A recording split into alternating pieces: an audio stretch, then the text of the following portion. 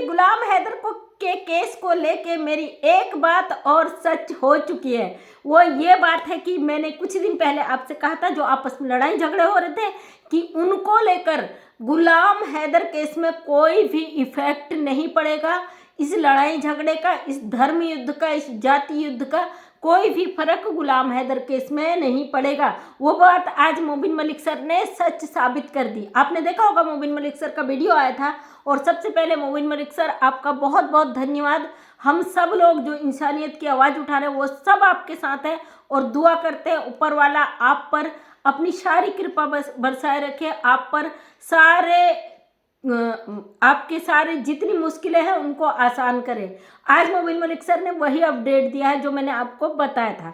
मैंने कुछ दिन पहले एक वीडियो बनाया था कि गुलाम हैदर के केस पे इस कंट्रोवर्सी का कोई भी असर नहीं पड़ेगा। जैसा कि आप जानते हो, सीमा हैदर ने इतने रोड़े लगाने की कोशिश की एपी सिंह के साथ मिलकर कि गुलाम हैदर को भारत नहीं आने दिया जाए, और इसने तमाम रोड़े आप देख चुके हैं, मोबिन मलिक सर बता भी चुका है, वो लगाए थे, वो सब क्लियर हो चुका है। और मोबिन मलिक सर ने आज फिर से पब्लिक से वादा किया है कि गुलाम हैदर के केस में मैं इन चीज़ों को कभी भी बाधा नहीं बनने दूंगा।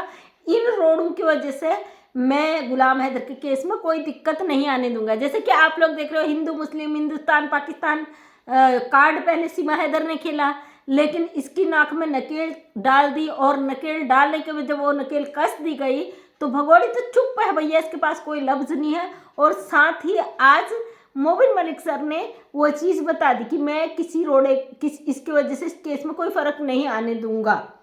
तो जो लोग गुलाम हैदर को सपोर्ट करते हैं उनके लिए भी, जो विरोध करते हैं उनके लिए भी। और मैं यहाँ पे हमेशा फैक्ट की बात करती हूँ, गुलाम हैदर के मुद्दे पे बात करती हूँ, उसके 4 बच्चों की बात करती हूँ, सीमा हैदर की बात करती हूँ, लप्पू शाह सचिन की बात करती हूँ। भाई अगर कोई सबसे बड़ा गुनहगार मैं मानती हूँ इस केस में, तो वो सचिन मीना और उसका परिवार है, क्योंकि सीमा हैदर की औकात नहीं थी भारत की धरती पर आ जाती।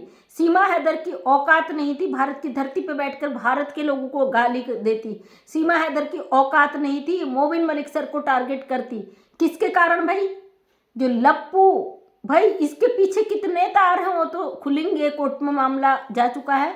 और सबसे बड़ा जो है लप्पू ही, क्योंकि जो पबजी, जो प्यार, जो हाईलाइट इसने सोशल मीडिया पे किया है ना, तो नज़र में तो लप्पू आया कि लप्पू जो हीरो बना बैठा ना, सीमा हैदर को यहाँ लाने में इसका क्या मकसद है। ये सब चीज़ें लप्पू से जब कोर्ट में पहली पैरवी में पूछी जाएगी तो लप्पू की हालत खराब। और आपने देखा होगा स्टार्टिंग में जब कैमरा आता था ना, तो लप्पू बेहोश हो जाता था, इसके सांस लेना बंद कर देता था, लप्पू बेहोश हो जाता था, इसकी हवाइयाँ उड़ जाती थी, फिर इसको 2-2, 3-3 दिन हॉस्पिटल भर्ती कराया जाता था। जो कैमरा देखते ही लप्पू बेहोश हो जाता था। आज वो लप्पू की मैंने रील देखी, बड़ा कॉन्फिडेंट भाई सीमा हैदर ने इतने पावरफुल लप्पू को बना दिया कि ये रील के साथ अपनी आवाज़ भी मैच करने लग गया। भाई फिल्मी हीरो जो बन गया ना अब इनके पास, क्योंकि भाई गाली गलौज कंट्रोवर्सी तो है नहीं, ये कर नहीं सकते, लेकिन इनके पास एक रास्ता है कि भाई तू अब कुत्तापंती में उतर जा, रील बना और गुलाम हैदर को चिढ़ा। जिस तरीके से चिपक चिपक कर ये रील बना रहे, तो भगोड़ी तुझे क्या लगता है हमें पता नहीं तू कौन सा कार्ड खेल रही है भी? तो दोस्तों आपको बता ही दूँ भगोड़ी कौन सा कार्ड खेल रही है। अब भगोड़ी वो कार्ड खेल रही है कि लप्पू के साथ चिपकम चिपकाई, लप्पू के साथ चिपक कर, वो गाने गाकर, गुलाम हैदर को जलाकर ये इतना परेशान कर दे।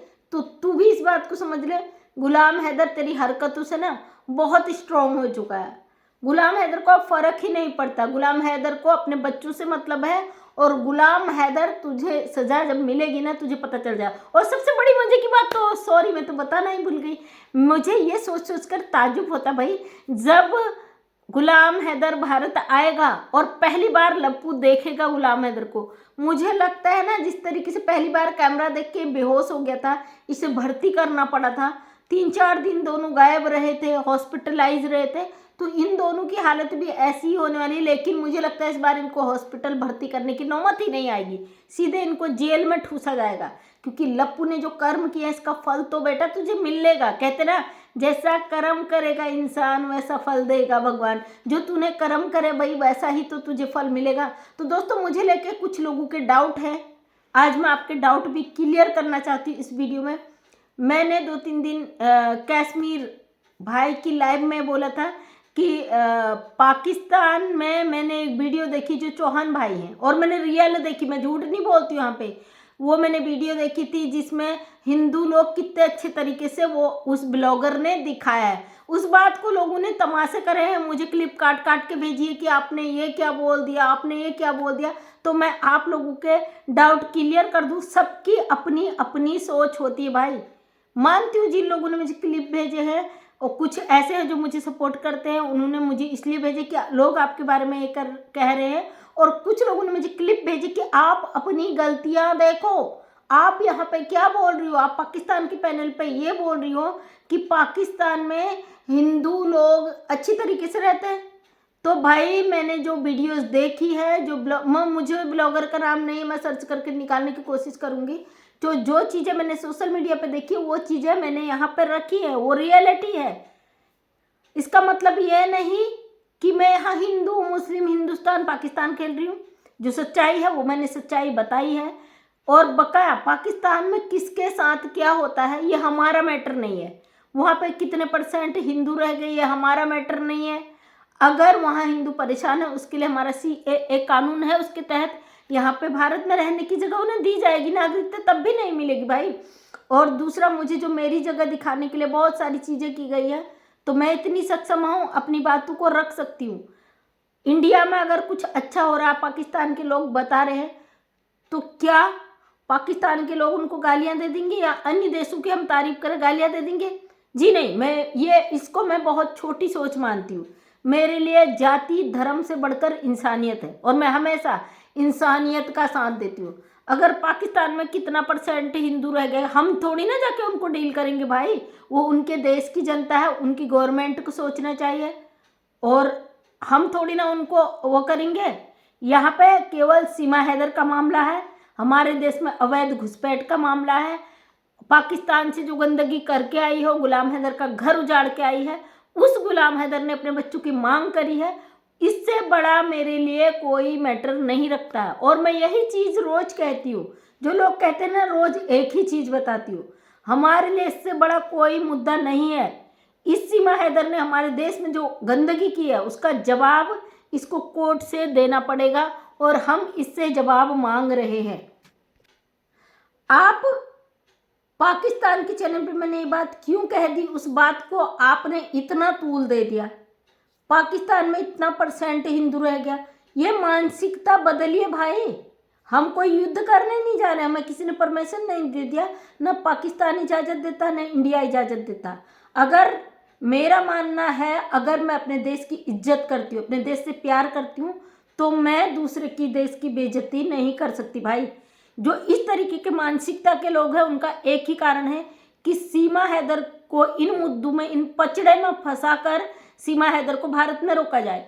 तो आज आपने मोबिन मलिक सर की लाइव देख ली होगी कि आपको कोई भी पचड़ा क्यों न कर लें, इसका फर्क इस केस में नहीं पड़ेगा। यानी कि आप कितना ही मुद्दे बना लो, गुलाम हैदर का केस जरूर सॉल्व होगा, गुलाम हैदर को बच्चे जरूर मिलेंगे। आप चाहे जितनी ताकत लगा लो, मुझे फर्क नहीं पड़ता लोग मुझे कितना गालियां देते हैं, मुझे फर्क नहीं पड़ता लोग मेरे पे कितनी कीचड़ उछालते हैं, क्योंकि मैंने अपनी जिंदगी में एक चीज तो सीखी है, जितना लोग हमको कीचड़ उछालते हैं, जितना हमें गलत साबित करने की कोशिश करते हैं, उतना ही हम अंदर से स्ट्रोंग बनते हैं। मेरे परिवार ने मुझे कभी ये नहीं सिखाया कि आप परेशानियों से घबरा जाओ। मैं बचपन से परेशानियों से को झेल झेल कर स्ट्रोंग बनी हूँ भाई। कहते हैं ना, जब हम कुएं से रस्सी से कोई चीज़ खींचते हैं तो वहाँ पे निशान बन जाता है। तो हमारी ज़िंदगी में स्ट्रगल ने हमें जीना, उठना, खड़ा होना सिखाया, और साथ में अगर हम आप इज्जत पाना जानते ना, तो सबसे पहले वो इज्जत देना सिखाया।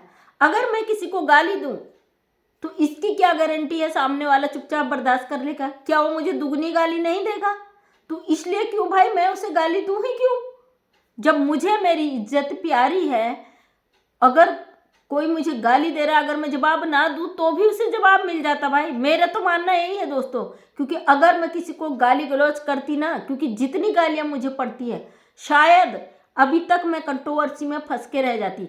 उनका भी धन्यवाद जो मुझे गालियाँ देते हैं, उनका भी धन्यवाद जो मुझे आईना दिखाते हैं, जो मेरी कमियाँ दिखाते हैं। बशर्ते मुझे कहीं कमी नज़र नहीं आती। अगर मैंने पाकिस्तान के चैनल पर बैठकर ये बात कही है कि मैंने एक ब्लॉग देखा चौहान ब्लॉगर का, और वहाँ पे मुझे उसके ब्लॉग में ये दिखाई दिया कि वहाँ पाकिस्तानी हिंदू कितने प्यार से रहते हैं, तो मैंने ये देखा है, ये रियलिटी है। और क्योंकि उसने मंदिर भी दिखाया, घर भी दिखाया, सब कुछ दिखाया।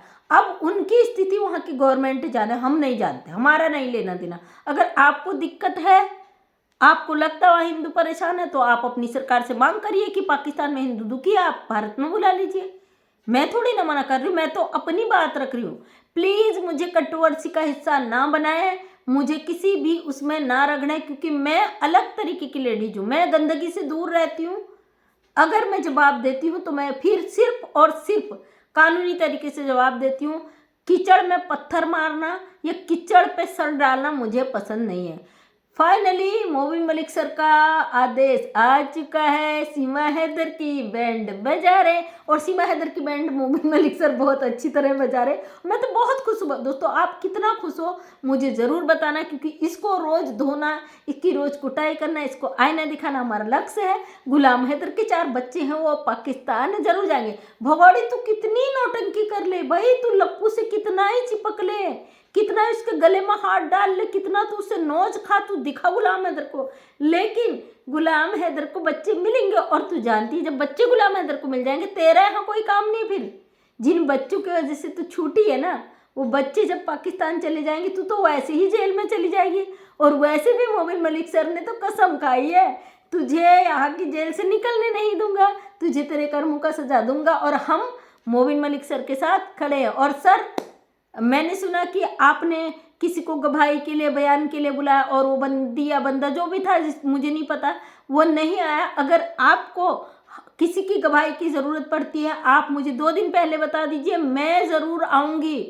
सोशल मीडिया पे, कोर्ट पे, कहीं पे भी अगर हमारी ज़रूरत पड़ती है, क्योंकि उत्तराखंड से बहुत दूर है, आपको मुझे 2 दिन पहले बताना पड़ेगा, और मैं ज़रूर आऊँगी गवाही देने। क्योंकि हम चाहते हैं कि सीमा हैदर यहाँ से निकले, जेल में जाए, अपने कर्मों का सज़ा भुगते, ये वहाँ पे अपना सर पटके दीवारों पे, ये ऐसी ज़िंदगी जिए जो ये डिजर्व करती है। जितने लोगों की ज़िंदगी में इसने जहर घोला है, उन सब को इसको तड़पते हुए देखना है।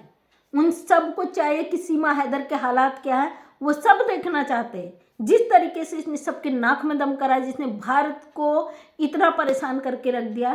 चंद जयचंद जो कहते हैं सनातनी हो गई, हिंदू हो गए, हमने बदला ले लिया। भाई अपनी मानसिकता सुधारो, आप सबसे पहले इंसान हो। जयचंद तो आप बाद में बने ना, आपकी मानसिकता तो बाद में बदली। हमारा धर्म, हमारा हिंदुत्व कभी भी नहीं कहता किसी दूसरे के साथ खिलवाड़ करो। आज मोबिन मलिक सर ने कहा, मैं जाति, धर्म, इन सब चीज़ों को आड़े नहीं आने दूंगा।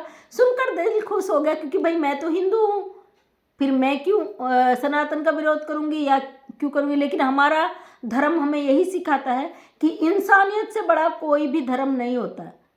अगर हम इंसानियत को नहीं मानते हैं ना, तो फिर हम किसी भी मजहब के नहीं हैं, हम किसी भी धर्म के नहीं हैं। अगर किसी के कटने से, खून निकलने से हमारे आंखों में आंसू ना आए, तो फिर हम इंसान नहीं, हम पत्थर हैं। और सबसे बड़ी बात, हम इंसान हैं भाई, हमें तकलीफ़ होता है दूसरे का दुख देखकर। और मुझे लगता है अगर मेरे बच्चे इस कंडीशन में होते तो क्या होता, जिस कंडीशन में गुलाम हैदर के बच्चे। क्योंकि आज मैं कहीं गई थी, सुबह गई, दोपहर में 10-11 बजे गई, और शाम के 4 बजे अपने घर आ गई, क्योंकि मेरे 2 बच्चे घर पे थे।